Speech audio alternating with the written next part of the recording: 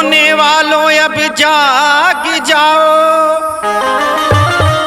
बोलो अधिकार हमारा है। पुरानी पेंशन बहाल होवे, बस एक ही सभी का नारा है। देखी जा सभी कर्मचारियों का, पेंशन विहीन साथियों की अपने सरकार माननीयों से निवेदन है कि हमारी पुरानी पेंशन बहाल करें। जो बुढ़ौती की लाठी है उसको हमें बहाल करें। तो आइए मित्रों, उसी निवेदन में भाव है।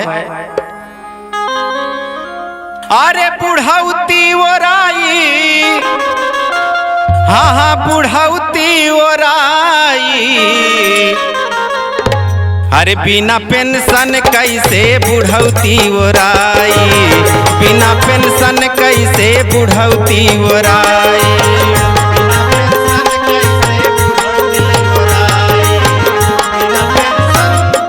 बुढ़ौती ओराई हो बुढ़ौती ओराई, बिना पेंशन कैसे बुढ़ौती ओराई, बिना पेंशन कैसे बुढ़ौती ओराई।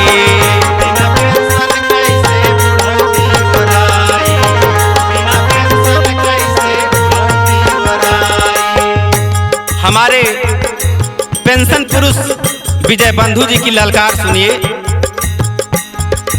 अटेवा अध्यक्ष विजय बंधु ललकार हो, बंधु ललकार।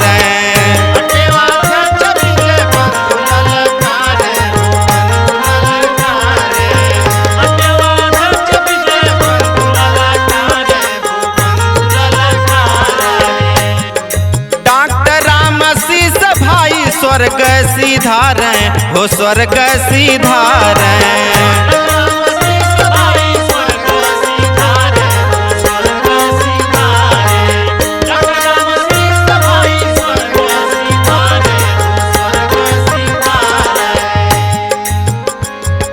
निजीकरण भारत छोड़ो, निजीकरण भारत छोड़ो, अधिकार सबका भाई, बिना पेंशन कैसे बुढ़ौती ओराई, कैसे बुढ़ौती ओराई, बिना पेंशन कैसे बुढ़ौती ओराई, बिना पेंशन कैसे बुढ़ौती ओराई। जय हो विजय बंधु भैया हो, सुभाष भैया, ए अमरनाथ भैया, अरे अमित ना समझो, राहुल भैया हो, ए दीपक, पीके सर जी हो, आपन बुढ़ौती कैसे ओराई हो, बिना पेंशन कैसे बुढ़ौती ओराई, बिना पेंशन कैसे बुढ़ौती ओराई, बिना पेंशन कैसे बुढ़ौती ओराई। कहना है जवानी में सरकारी काम खूब कैला हो, काम खूब कैला। जय हो जय हो। जवानी में सरकारी काम खूब कैला हो, काम खूब कैला। थाकल शरीर अब तो परबस भैला हो, परबस भैला।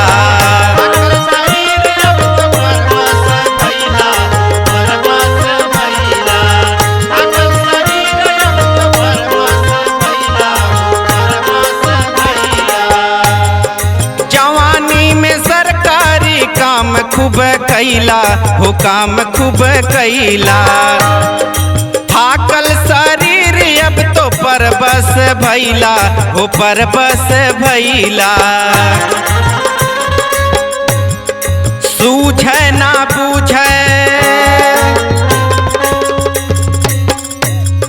सूझे ना बूझे शरीर दुबराई, बिना पेंशन कैसे बुढ़ौती ओराई, बिना पेंशन कैसे बुढ़ौती ओराई, बिना पेंशन कैसे बुढ़ौती ओराई, बिना पेंशन कैसे बुढ़ौती ओराई।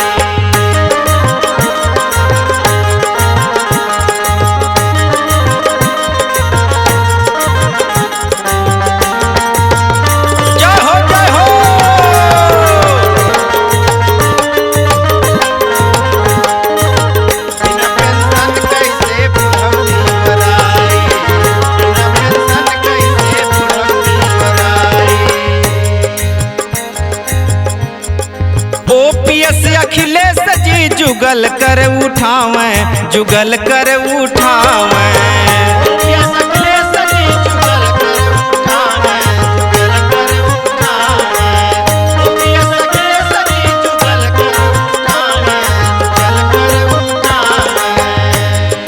राम बदन लड़ेंगे सदा ध्वजा फहरावे, हो ध्वजा फहरावे। जय हो जय हो।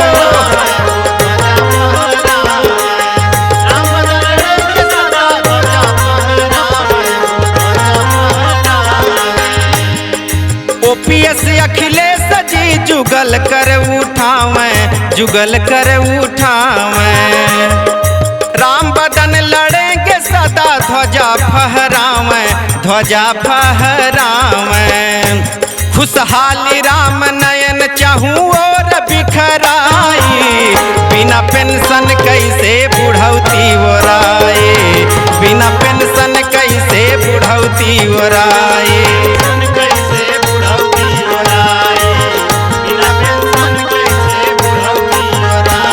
हे बुढ़ौती ओराई, हे बुढ़ौती ओराई, बिना पेंशन कैसे बुढ़ौती ओराए, बिना पेंशन कैसे बुढ़ौती ओराए।